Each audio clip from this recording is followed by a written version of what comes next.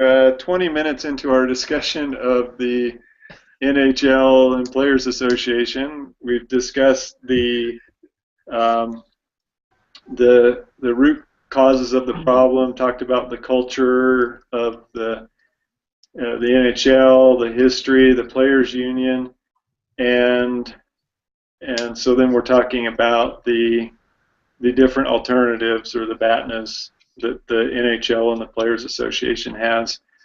And so the example I was thinking about was, oh, I think Justin mentioned an alternative for the NHL, or anyway, it was mentioned that the alternative would be to replace all the players with different players. And so I was talking about how Reagan did that in the 80s with the Public Employees Union that represented the air traffic controllers. And the way that Reagan was able to do that was most unions that are considered critical workers, like air traffic controllers, firemen, even some nurses and I don't know, but ones that are considered critical, usually in the bargaining agreement, they have some type of no strike clause, because if they strike, then it cripples a whole nation's economy. So if the air traffic controllers strike, then nobody can travel. All the airlines go bankrupt. It's like really bad. And so the government has basically determined that if they're of a critical nature, then they can have a no strike clause. In return for having a no strike clause, then there's some like arbitration clauses or something that do give them some negotiating power, since they can't strike. But anyway, so they were basically breaking their contract by striking, and so Reagan just said, look, it's in your contract, you don't strike, you struck, so I can fire you all. So he fired them all and hired new ones. Or they went back, I can't remember what it was. But anyway, so one of the things the case wants us to look at is what are the strengths and weaknesses of each side's alternative. So do you guys all want to agree that the best alternative to an agreement for the NHL is to hire new players? I mean, I think that would only be a temporary fix, because when you have the NHL looking over the fence at what the NBA and the NFL are doing and how their salaries are going, it's only a matter of time before they're going to start wanting the high salaries and they're having to renegotiate employment contracts and the like. So they may be better off now, or fixing the problem now, instead of just, I guess, brushing it under the rug for another day. And I think this is why this negotiation is so difficult, because they're not really just negotiating for the next 3 years or however long the agreement's going to be. They're really trying to position themselves, the owners are, for profitability over the long term, and the players understand that if they get a bad agreement now, it might, they'll be able to renegotiate 4 years from now or 3 years, but they'll have kind of put something in place that may be hard to walk back.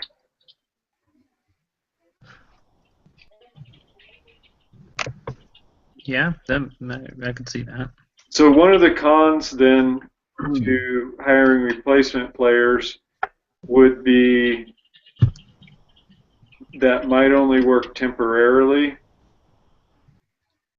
I think they lose a lot of money, right? Because people want to see the stars, right? When you go to a professional game, right? You want to see LeBron James, you want to see Stephen Curry, you want to see Tom Brady. if you bring in these nobodies, you know, A lot of untested talent. yeah, you lose probably, talents. The game must be as well played, and you're gonna lose some revenue, maybe not all, because you're playing, right? You'll bring some in, but I think fans will turn away from it. You might lose fans in the long run. Yeah, what you're saying is the quality of the product will suffer. Yeah. And the revenues will reflect that.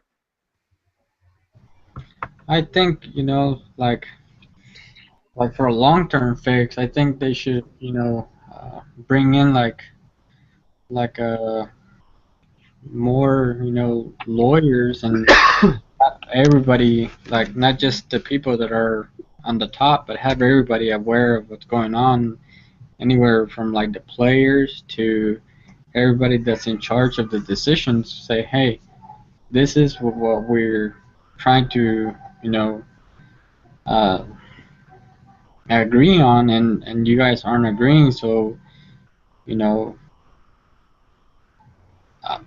well, I don't know what else to tell you guys, but this is it. This is not it. I mean, like you guys said, bring in new replacements, but like you guys also said, if they do that, then they're not only gonna lose a lot of money, but they're also gonna lose their main customers, which is the public, because they're not gonna want to watch, like you guys said, somebody that's a nobody. They want to watch people who entertains them. Okay, so what is the players' union's best alternative?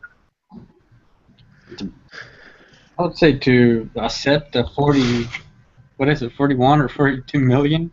42 and a half, I believe. And just go with that. I mean, that's... Well, that's not an alternative. That's negotiating an agreement. If they can't come to an agreement, what's their alternative? I don't know if it's their best alternative, but I read in there that some players went to other leagues, right? They went to Europe or in Canada, and they just started finding other ways to make money. I don't know if it's the best alternative, but it's, they don't have to play in the NHL. They can play in Russia. They can play in Finland. They can play in Canada. Right. Okay. So I think Jordy, hit the nail on the head. That's really the players' only other alternative. I guess what if they created a new league? That's a bold step. Like the players themselves? Yeah, I mean, if you look in business, let's say a union has a union and a company, they're on strike or the company's locked them out. They're just having this big thing. One of the alternatives that sometimes people do if they can't reach an agreement in business is they do an employee buyout of the company, where the employees buy a controlling interest in the company, and then they get to run it. So I kind of think that might be an option for the Players Association. I thought they said that they didn't have to share their financials because it was privately held, so I don't know that they can buy it out. Well, no, not buy it out, but what they do is they find 32 people that want to start an NHL, not an NHL, they have to call it something else, but that want to start up a hockey team. And so then all these star players, all these professional hockey players that are in the union, they just say, hey, we want to work for you. Can we set up a league and then say, okay, there's 32 franchises available. Who wants to buy a professional hockey franchise? And just totally bypass all the original owners. I mean, it's kind of a huge move, but I would say it's an alternative. Well, yes, it's an alternative. I mean, it's definitely possible for them to do that. However, they would be taking probably big losses on their salaries for the first several years, if not, in the long term. What they're trying to do is they want more money. If they do that, there's not going to be a lot of money, and they have to do a lot of promotion. They're going to have to buy stadiums, build hockey rinks, you know. And but it's an option. I don't know if it's the best one, but yes, it's an option. But I think it Well, goes there against might be a lot of stadiums for sale after this. I think the NHL's biggest problem here is their lack of transparency. I mean, if they were more willing to show the union the books to see what the numbers were, they could have probably pounded out a different type of agreement altogether.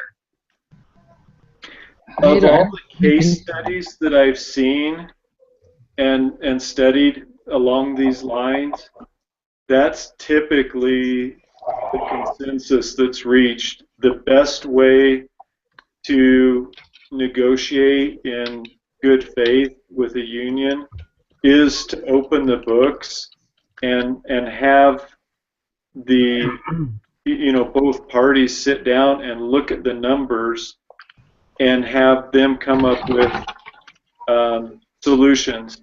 One of the things, like our local school district here, I don't think the teachers union has had a raise like in 5 years or something like that. And the school district is saying, look, we only get so many dollars per student per year, and here's all our expenses, and with the teacher salaries and benefits and everything, here's what the numbers are, and we have a $1.5 million deficit. So how are we going to pay for an increase? And so they sat down with the teachers, or representatives from the teachers union, the school board did, with the school administrators, superintendents and stuff, and they sat down with them, and the teachers union says, well, we need to eliminate these expenses or do this, or we need to get more money from the state. We need to send some more money to the governor to lobby for tax increases for schools. Save the children. But yeah, public school always saves the children. Yeah. Well, I don't know. It comes down to their salaries. So I think you're along the right lines there as far as saying they really need to trust that one group isn't just negotiating from a position of greed. I don't know, Norman, because I would say it's quite the opposite. I think it's a smart move, right? Not to show your cards, either if you're making or losing money, because they're accusing you of being greedy. But what I said at the beginning, I kind of got the feeling that the players were being greedy. I mean, they're the ones making lots of money, and all they're asking for is more and more, and they're not willing to give in on anything. Right? They don't want a cap. They want all the rights to their own jersey sales. They want all the rights to everything. And so I don't think I don't see it that it's fair. In the negotiations. I think it's smart on the NHL to I'm not going to open up my books. I think it's a good negotiation move, right? They're being tough. Well, just to a little bit of food for thought, we can rewind about 10 weeks rewind about 10 weeks ago when we were studying the Cirque du Soleil case. When was it the MGM casino? Yeah. They thought they were spending too much on their costumes, and they went and looked at it. They showed them around. Is that what you're talking about? Yeah, and Cirque du Soleil and MGM both said they have access to each other's books and financials, so that way, if there's ever any dispute about, who's making more money or if it's costing them too much money, either party has direct access to all of that information. Yeah. And so, while it is good to hold to not let the other player know how many cards you're holding, Sometimes that's important in But determining. didn't the NHL do that? They say these franchises are losing money. We've lost this much money over this last bargaining agreements. I mean, they didn't disclose all the details of each Well, they owner. can throw any arbitrary number They out. said these are the ones that are losing money, and collectively, the owners, us, we are losing money. We are not making money. They are doing that. Well, anyone can say they're not making money, but if you're not showing the books to back that information, then are you really making money or are you really losing money? Well, it's okay. Let me see the hockey player's credit card bill, right? I want to see their checking account. I want to see what they're spending. I mean, that's their position of power. That's their cards that they have. That's the only they have to negotiate with, right? We're losing money, and they do publish numbers on how much they're losing or making, and which ones are doing the best, right? And there are agreements, right? If you go over the salary cap to take money and help the teams that are losing money, right? There's that tax. If you go over the salary cap, then it gets redistributed to the poorer teams. So they do disclose financial information, but opening the books 100%, is not always the best thing. It could, in many times, in other cases, I think yes, it might be an appropriate thing to do, but in this case, I don't think so. I think they publish enough. All right, so let's move on. Let's look at the ZOPA. Who knows what the ZOPA is? Zone of possible agreement. I think I ate a Zopa last night. No, that was Zupa, bud. Zupa. Oh. Okay, Or so ZD. let's look Take your at.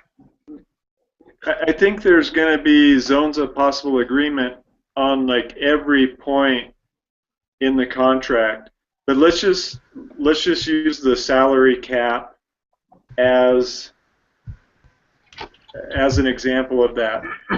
What did the owners want as far as a salary cap? They wanted salary caps on rookies, so the rookies couldn't, after the first year, like come out of the gate making 128 million a year or something like that. And they wanted the players to be able to have a more natural progression in their careers and salaries. Okay, but what was the dollar amount per team? 42, was it? Well, it started at 31 million, I think. I think the league wanted 31 million, and that was their starting point. And then what do you think was the maximum that they would agree to? Obviously, they turned down, what was it, 40? What, you talking about the league or the players? Well, let's just throw them all out there. So the league went as high as 42.5, I believe. And the players would only go as low as 52, I thought was the last number. But I could be wrong on that one. And what was the number they started out at? None. They wanted no cap. I don't know if they had a starting number. I kind of think 52 was their only number. Well, they came down to 52, but I thought they were at when they first. I think it was like a really big deal that they even threw out a number at all.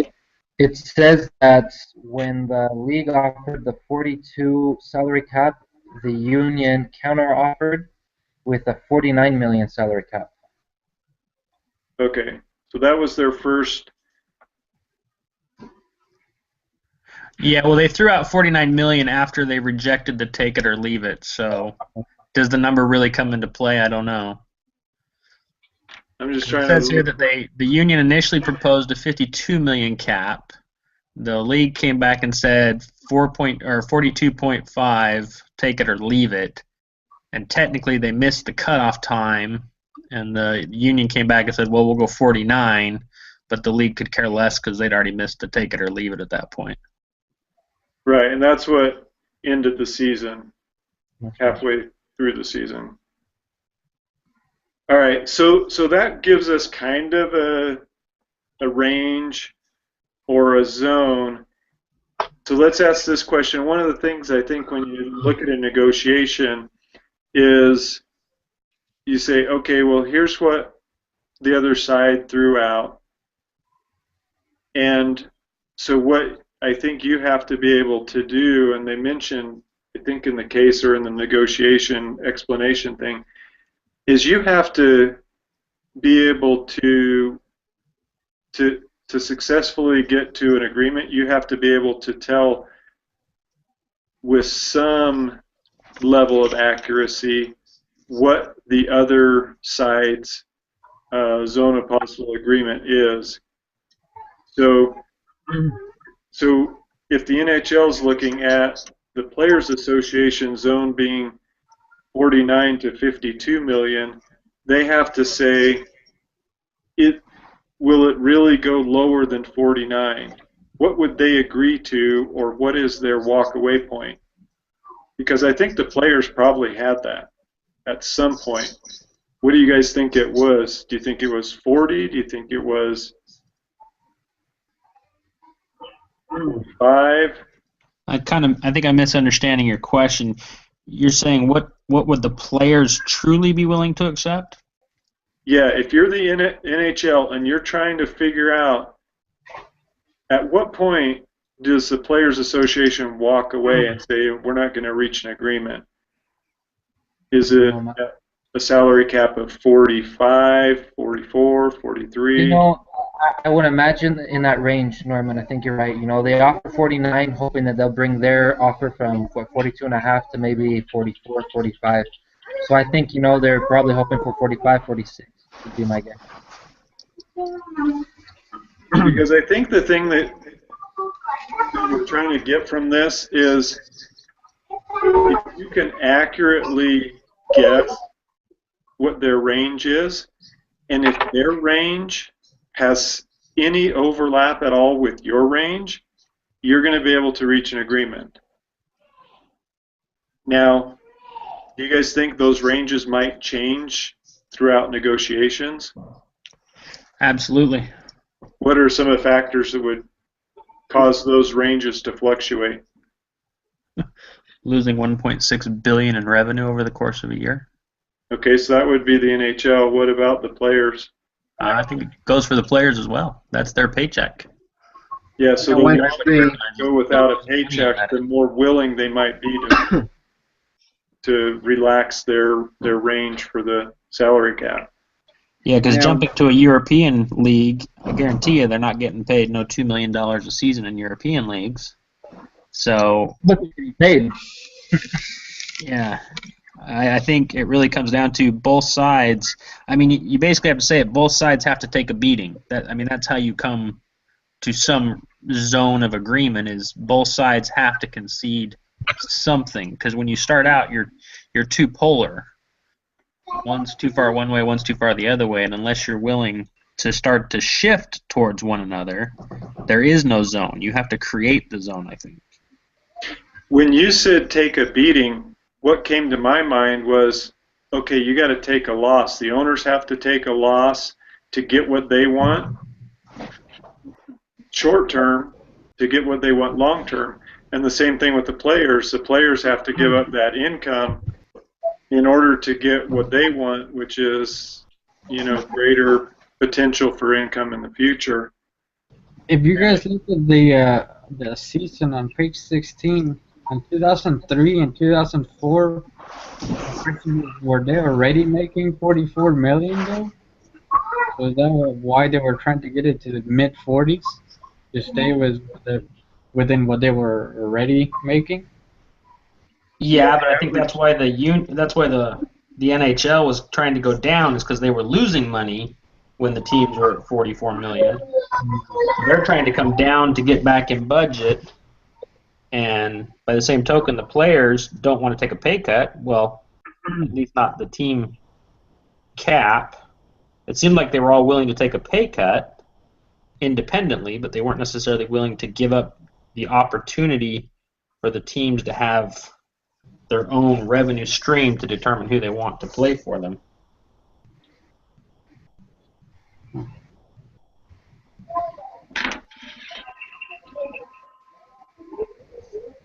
Okay.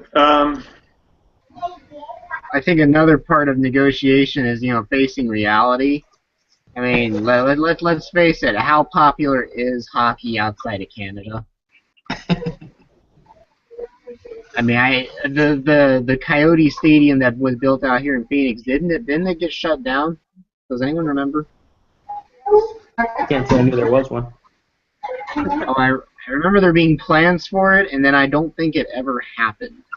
And when you have costs involved with stadiums that not as many people are going to go to, there's just not as much money to throw around there for the players.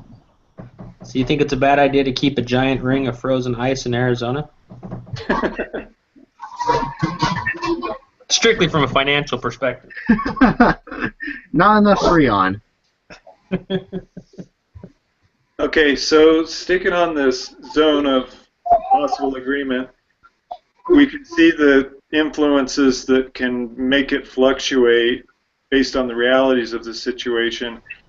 How can the other party, the opposing party, influence or change the other party's zone of possible agreement? Well, by opening the books, they might.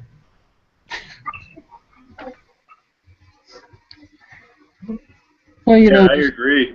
Absolutely. What are some other ways?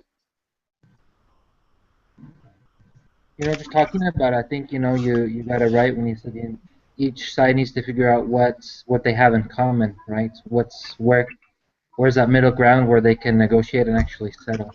You can only do that through conversation, through meeting, right? Yeah. And so sometimes it takes a couple of rejections, right, from both sides till you finally get to that point. And that, it's not a bad thing. That's part of negotiating, right? You have to make offers, you have to reject, and I can't remember who said someone has to take a beating or both do. Both have to give up something, right? The owners may say, okay, we have to do a little higher salary cap, but the players also have to give up maybe the rights to their player cards or jersey sales.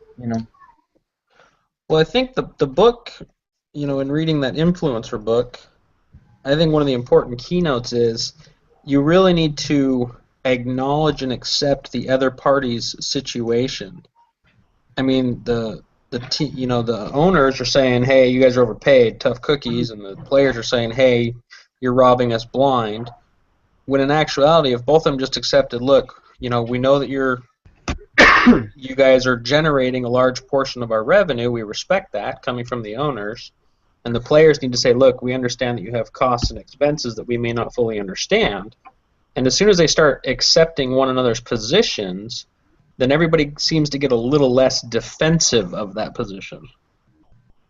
Yeah, it's a good point. That's why I kind of like when I was reading it, the salaries be based on the revenues. I kind of like that solution, right? Because, hey, if you want more money, help us bring in more revenues.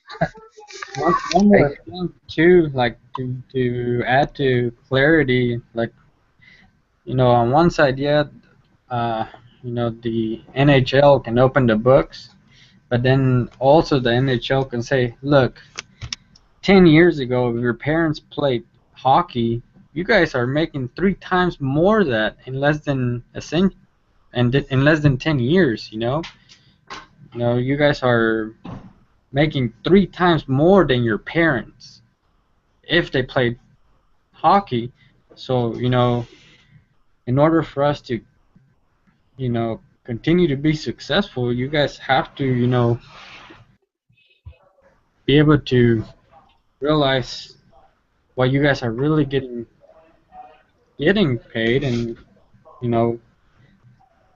help us be able to come to a mutual agreement. That like on paper they put that in a PowerPoint. That's ridiculous. Because they're honestly, I don't think they're playing 3 times more than the people that played 10 years ago, or 3 times harder. I mean, No, but then you got to look at the growth in the actual industry. It went from what 400 million to that 1.6 billion. I mean, do the math on that. I mean, they had some pretty serious growth there. yeah. But my honest opinion about any sport anyway, the president should be getting paid more than them, and they get paid like a fraction of that. So just depends how you look at things. Athletes are overpaid. I don't care what industry you're talking about. Yeah. Yeah, but we still watch, right? You really I don't. Yep. I think it's also important to remember that sometimes, both parties can completely see everything laid out with all the information, and regardless of that, they're just not going to budge. I mean, just as an example, look at what Hostess went through a few years ago when the Bakers Union would not budge despite everyone telling them to accept the deal. Yeah, but I kind of think, I mean, not going off the Hostess example specifically, I think when you get to the point where, it's that bad, that seems to be more of the individual negotiators.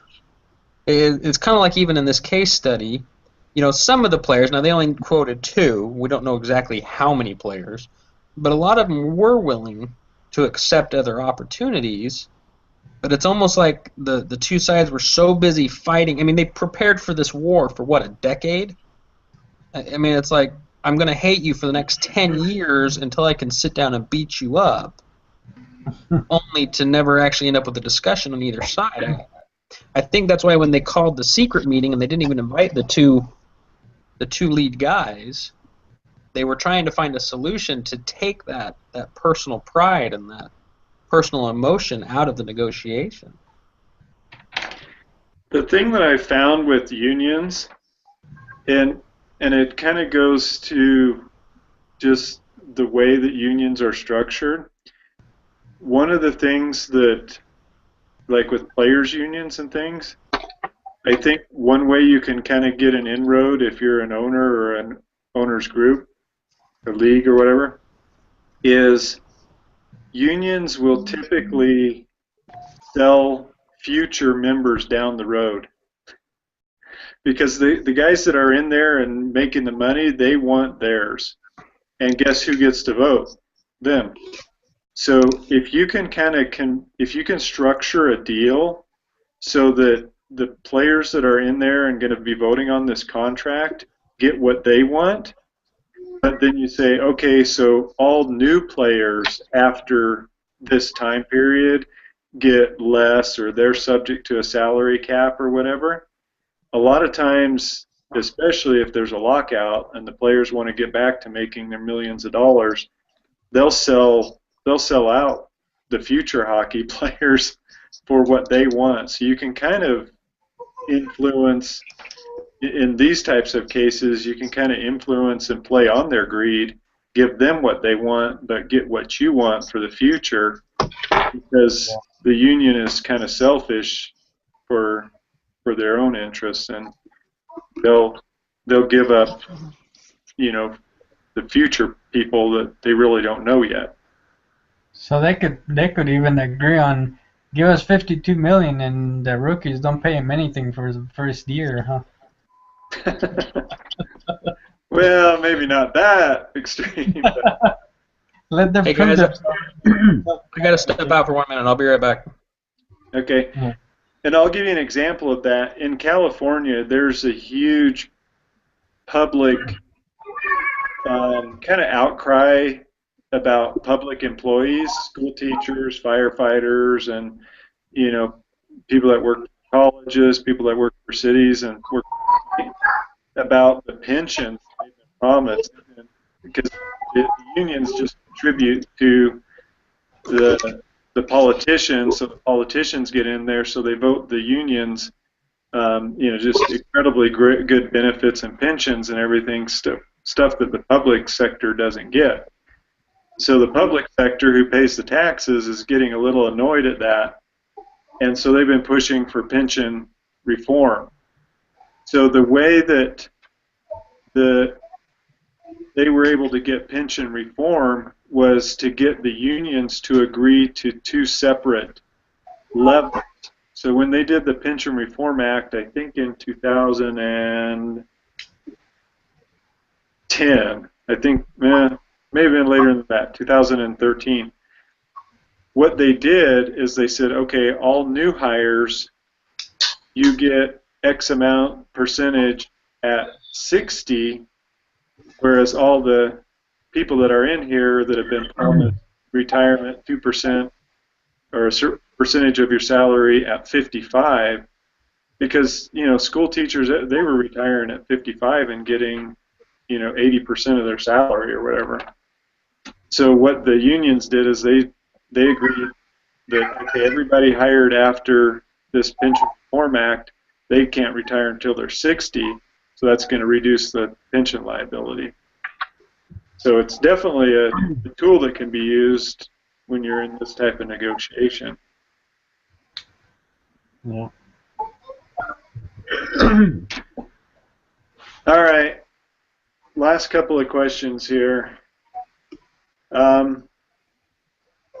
Let's go through, everybody just say real quick in a couple of sentences, if you were the Players Association, what would you do to resolve the situation? And if you were the league, what would you do?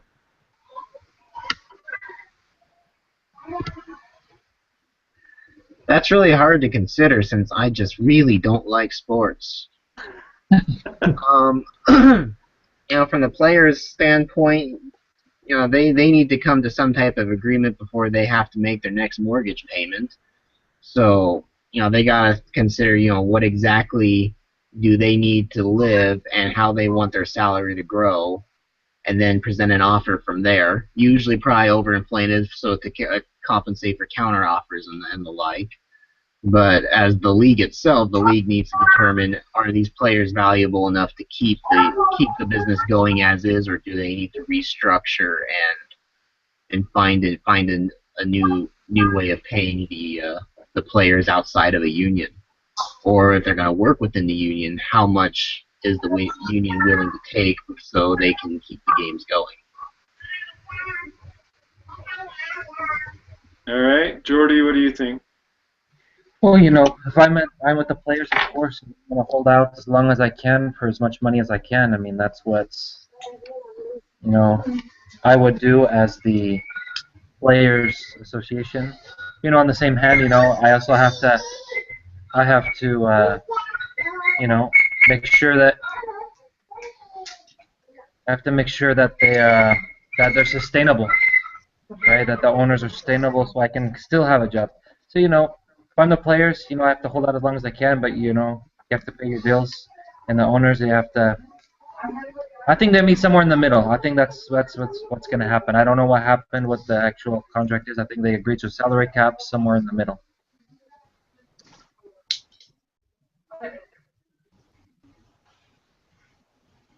All right, Miguel, what do you think? I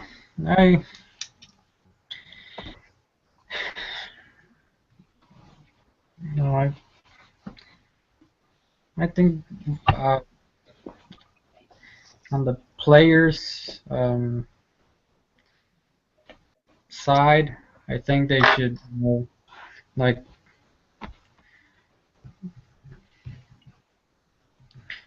Jordy said, come up with like a number that they're happy with, and not try to take advantage of the owners. Come up with a good number that they're satisfied with, and settle. And then the owners, I think they should, um, take everything in consideration and see if they can meet that number, or if they have to go a different route. A different route meaning like subcontract the star players, like get them out of the union and subcontract them and pay them directly, you know.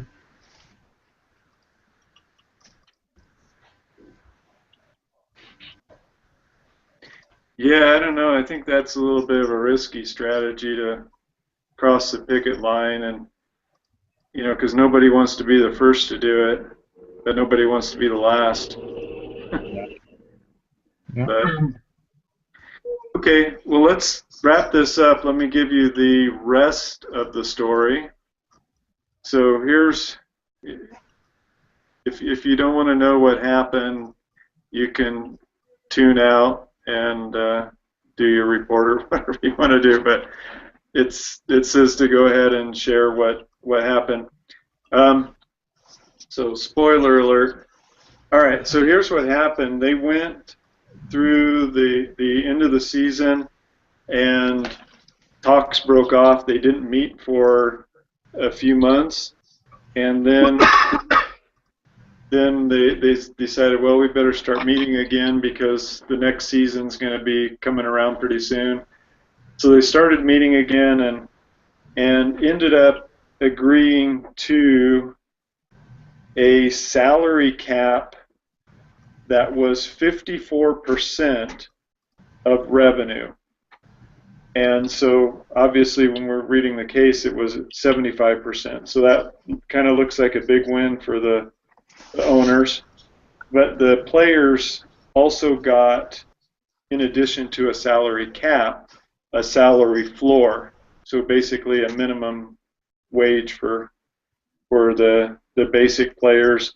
And they also made it so that all the salaries, all the contracts were guaranteed rather than like can get conditional or whatever.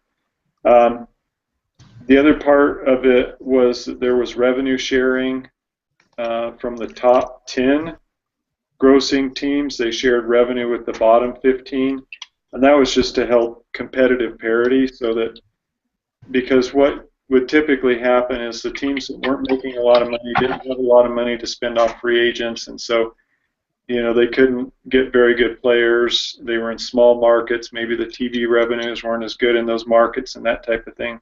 So by evening out the revenue between the small markets and the big markets, it made things more competitive. It gave everybody about the same amount of money to spend on players.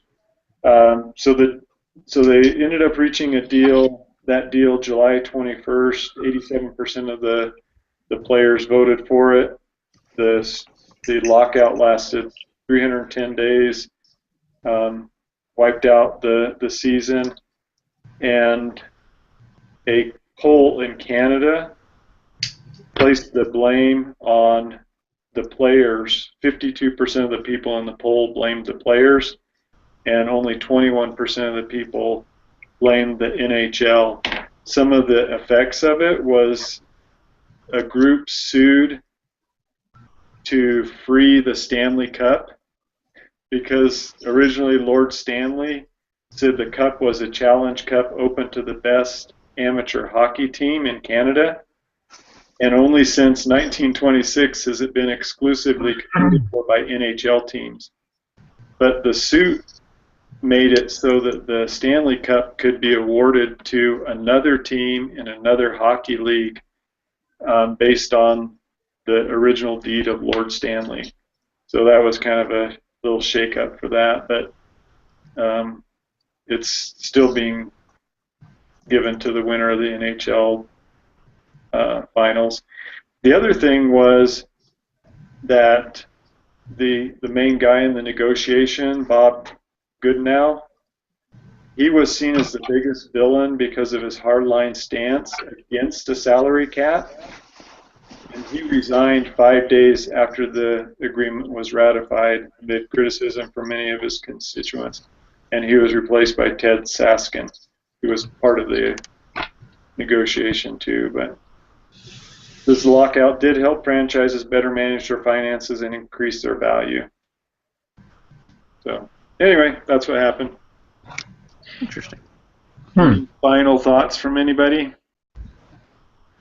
So they were lying on the line. Oh, no, I'm kidding.